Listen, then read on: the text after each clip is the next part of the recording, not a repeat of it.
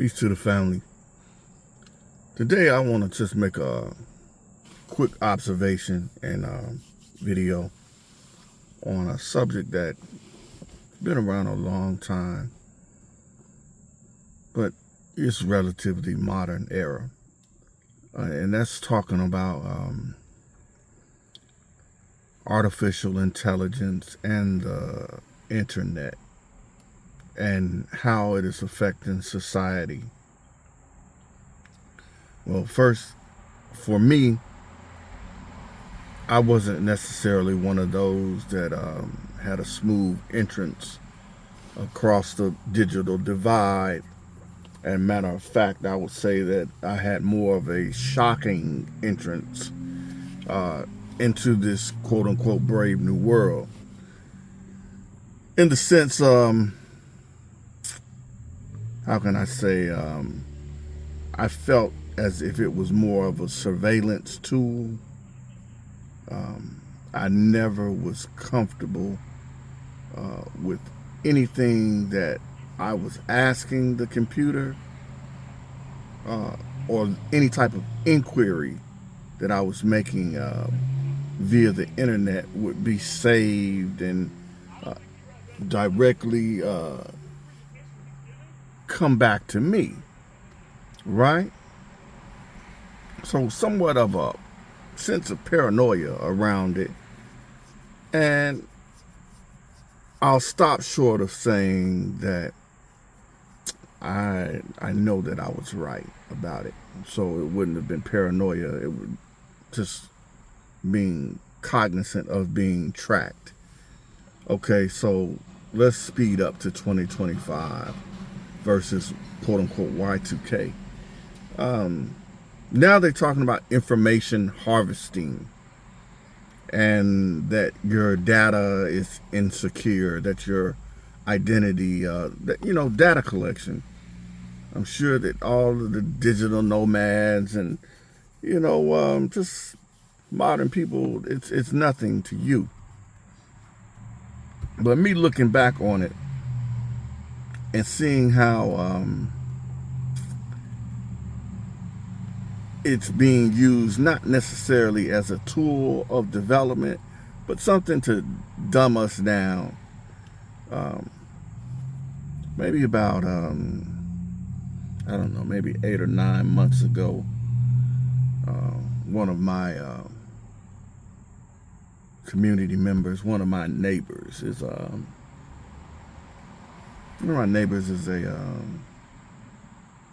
government agent.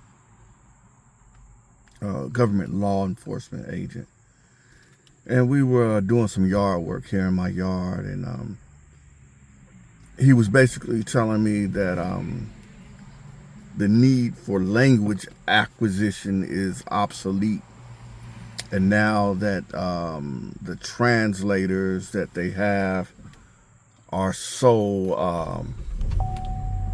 effective that there's just really no need to learn foreign languages per se. I agree to a certain degree. And that degree is that, yes, you can use artificial intelligence and translators to be able to effectively communicate when you're outside of the United States. But that still is awkward and cumbersome, and it's not foolproof. So for me, I tend to continue to study those languages that are useful to me. It's just something that I do. But I think that if you're, Generation X, we used to remember telephone numbers, which were 7 digits, and then they went to 10 digits. And now it's quite rare that people remember telephone numbers, right? In terms of emergencies, that can be problematic. Um, so for me, I see all the information that we are able to access through personal computers, laptops, tablets, and cell phones is a good thing, but it also it dumbs us down in terms of language acquisition, but also in terms of mathematics, and actually just using the brain's full potential. All right. But a few days ago, I was speaking to a friend of mine, and we were talking about AI and Chat GPT and Gemini and all of those things. And we were talking about them in terms of spirituality and accessing spiritual information through AI or Chat GPT, whatever you want to call it, machine intelligence, artificial intelligence. And how accurate is it? Is it accurate? Would you trust it? So is AI, is it a spirit? Does it have a concept of ethics? Is it just? So all these questions came up, and I have some thoughts about it, positive thoughts and some negative thoughts about it. I personally, I'm always gonna deal with intuition. I'm always gonna deal with empirical knowledge, what I know versus what a chat box or a Grok or something tells me. I do believe that it can be a tool, not only an academic tool, but also a spiritual tool as well. So just a few minutes ago, I was talking to that Gemini,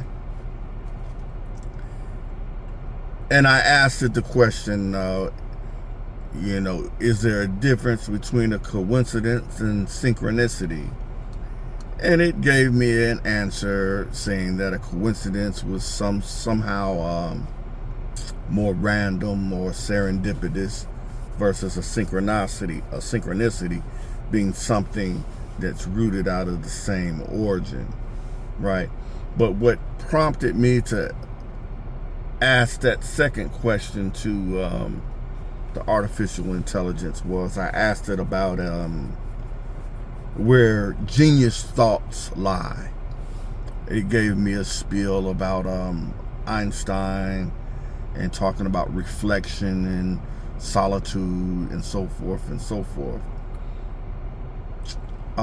Then I came back, and initially I was speaking about a morphogenic field, and it asked me to clarify what a morphogenic field was. So I clarified it to the best of my understanding of a morphogenic field. It talked about I explained it. I used the example of the 100 monkeys. If 100 monkeys on an island learn to do a task in a nearby island without having witnessed the other monkeys performing that task, that the monkeys on the other island would be able to do that same task. But I also talked about that morphogenic field and the artificial intelligence. It kind of labeled that theory as quote-unquote pseudoscience. So there comes another issue with who determines what is actual empirical hard science or remains in the level of what they would call a pseudo-science, which is somewhat of a science, but not accepted in the hard sciences. But I would be remiss to say there was a time where quantum mechanics and string theory physics wasn't necessarily accepted as theoretical physics. So it's all in who controls the canon, who controls admission to what we call the corpus body, the body of knowledge, right? So all that saying, I'm a person that's open to using artificial intelligence to gather information. As a teacher, as an ESL professor abroad, I welcome the students to use their cell phones, whether it was Android or whether it's iPhone, to be able to access information as fast as they could. And something else that I did, I just, in briefly speaking with Gemini, I asked it, hey, can you give me a prompt for a TOEFL speaking question? It immediately brought one up. Can you give me a prompt for a TOEFL writing prompt? You know, the TOEFL is a test of English equivalency that ESL students take. Either they take the TOEFL or the TEFL. But anyways, in terms of education, I think that it's okay to use, but you still can't replace pen and paper, pencil and paper, actually working it out. Yeah, you can use a calculator as well, but you have to learn the process of being able to get the answer yourself without a artificial source of information. And I would think that the same thing holds weight in terms of spiritual development. You have to do the work in terms of coming to know thyself. Those steps cannot be skipped. And what I'm seeing in today's present society, I see a lot of people that have a great deal of exposure to spiritual ideals, spiritual theorems, as well as so-called occult knowledge, but they lack the foundational grounding of knowing who they are. And a lot of times the acquisition of certain knowledge without the right understanding of life and life processes can get you thrown off. And I see a lot of people, they fall victim to charlatans. A lot of people fall victim to, I don't like to use the word cult, but for the lack of a better term, I would say that they get caught up with different subculture groups that are not necessarily in the best interest of personal development, of a person's personal development, because of the lure of certain practices, certain metaphysical practices, so that it kind of puts a dark slant to living outside of the three major Western religions, or even the Eastern philosophies. Whereas, there's safety in understanding of yourself. And I think a lot of times with the availability of certain knowledge that they can access through artificial intelligence and the internet, a lot of people get themselves into some things that they very, very well may not be ready for. So my opinion about the use of artificial intelligence in terms of spiritual work and spiritual development is that I think that a person has to be spiritually mature to know